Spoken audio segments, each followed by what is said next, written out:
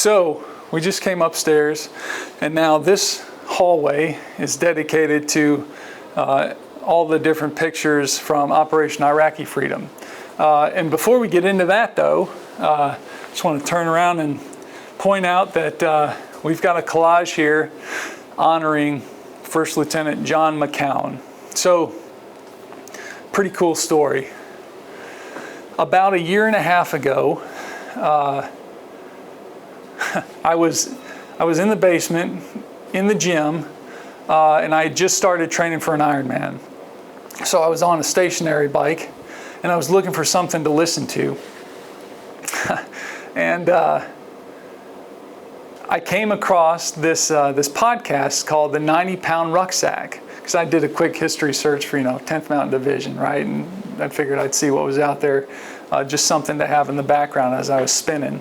And so anyway, 90-Pound Rucksack is a podcast that tells the story of the division during World War II and how they came together, they went to Italy and fought against the Germans, and then returned and applied all of the techniques, practices, knowledge, know-how, lessons learned for a whole host of things about operating in the mountains. And they really created the outdoor industry in the United States.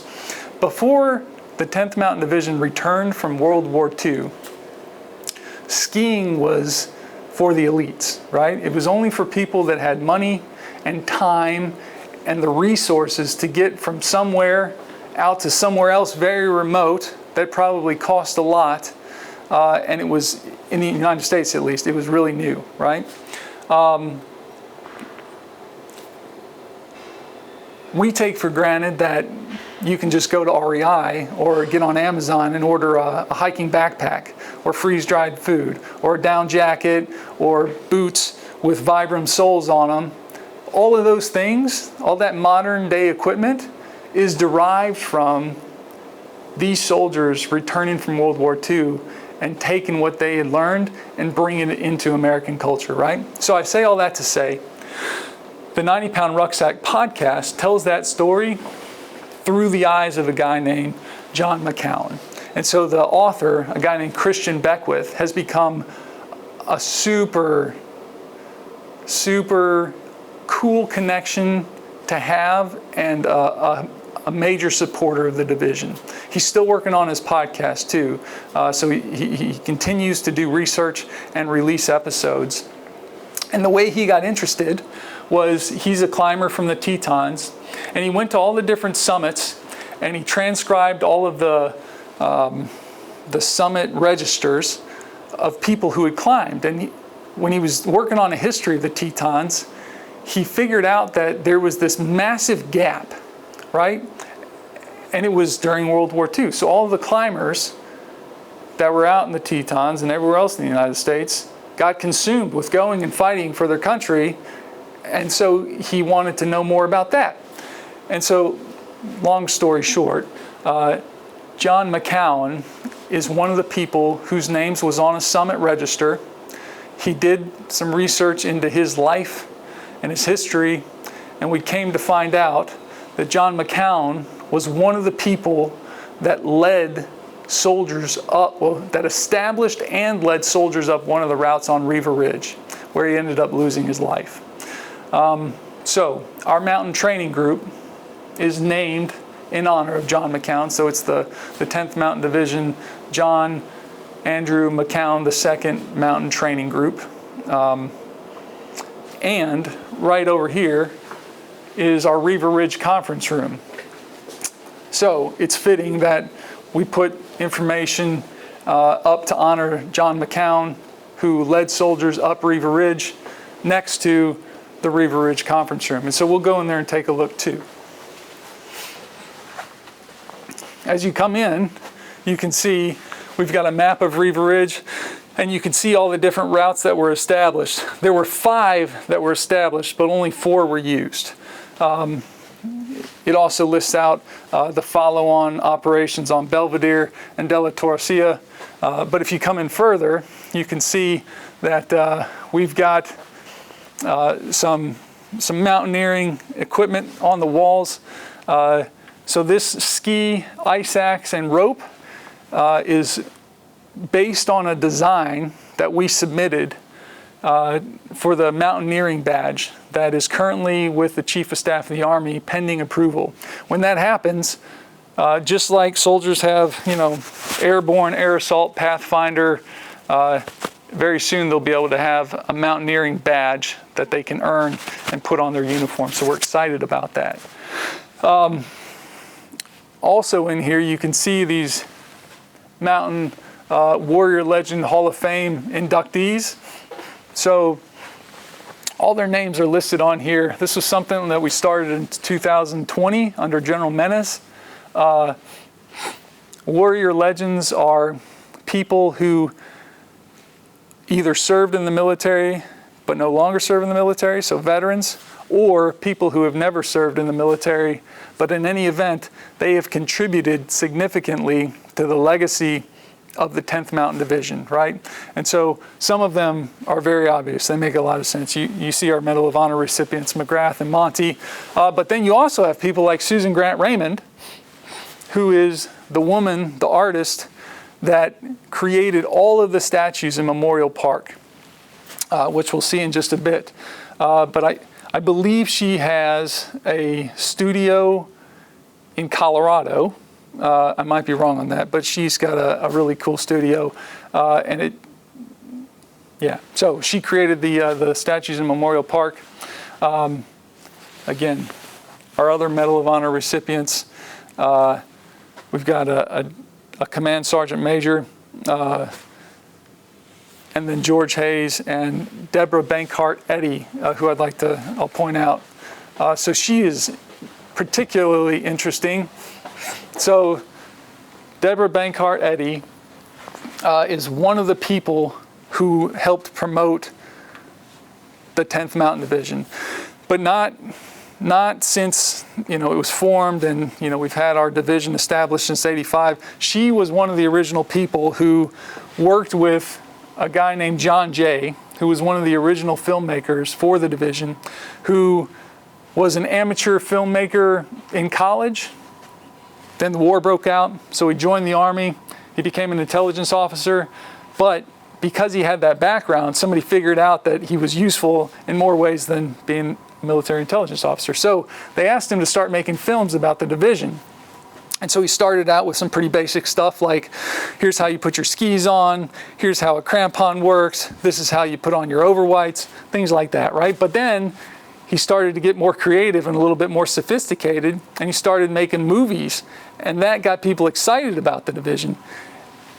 And Deborah Bart Edy helped him do that. And so they created this incredible enthusiasm for what the ski soldiers were doing in 1943 and 44, leading up to when they deployed in 1945 to fight in World War II. But at a time when the Army was trying to gain enlistment, to get people to enlist in the Army, she and John Jay were incredibly helpful in getting people excited about joining the 10th Mountain Division because it was different than all the other organizations or all the other infantry divisions at the time. So a couple of more things we've got on the wall for the Reaver Ridge room. Let me see real quick if this is the right thing. Yeah, okay.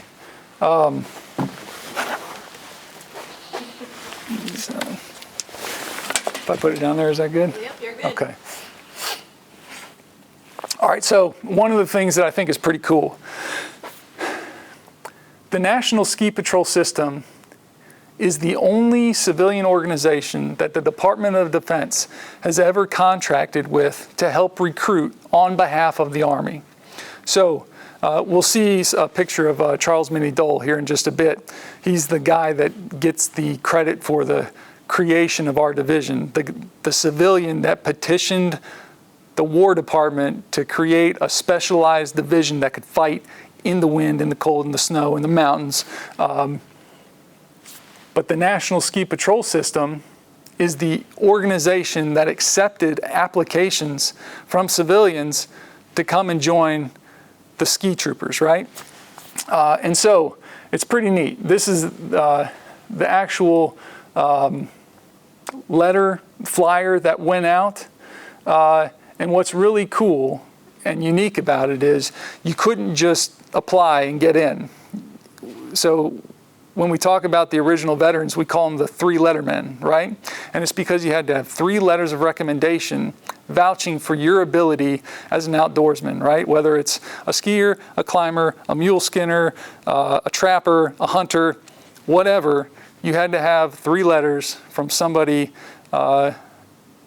explaining why you should be selected to join this newly created organization. So pretty cool. We've got that in here. And so, you guys, you done with this place? Were the 3 references, like, were they part of your unit? I mean, like, how did that work? I'm just being nosy. Yeah, so this was, if you want to join this cool unit, then you go to, your high school coach. You go to your boss. You go to a professor. You go to someone who can speak to your expertise or outstanding ability at whatever that unique characteristic is. Some of them, they're kind of funny. I've been out to the Denver Public Library where we have the resource center for all things World War II. It's where all of the letters and pictures and films and archives are for the division of that era.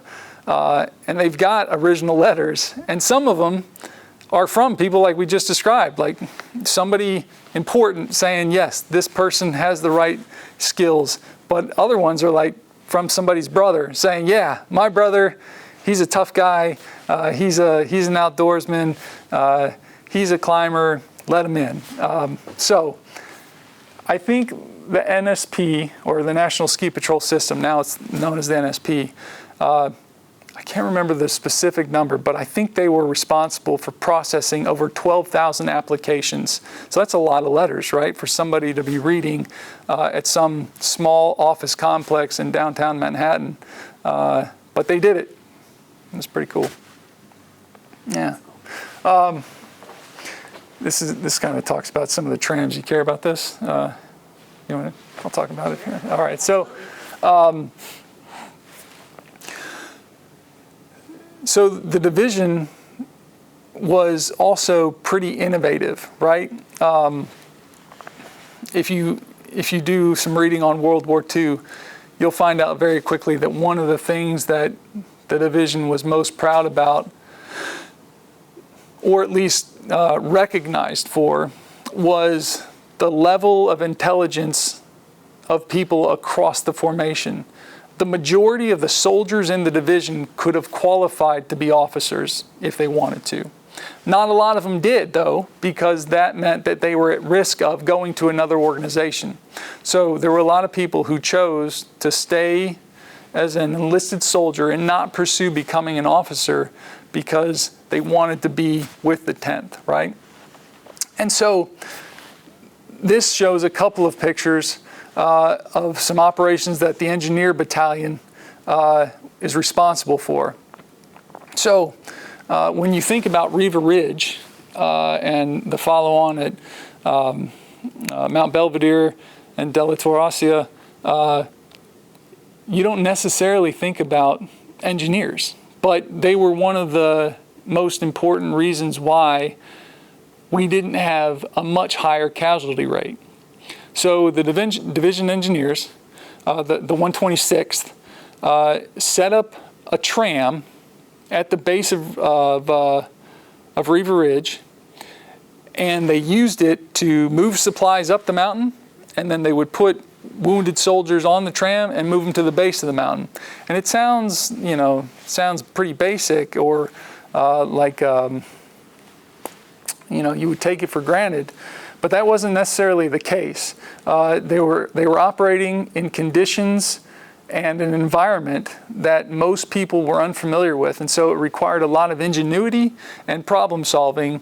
And what it resulted in is, instead of a soldier being put on the back of a mule, which is what we used to haul around supplies back then, it's what made the division different, and taking a 5-hour, bumpy, hazardous ride down a steep descent to an aid station, it turned that into a 30-minute tops smooth descent to care. And so they are responsible for helping to ensure that we were able to care for soldiers as well as we could have, and more people didn't die on that treacherous descent. So that's the engineers,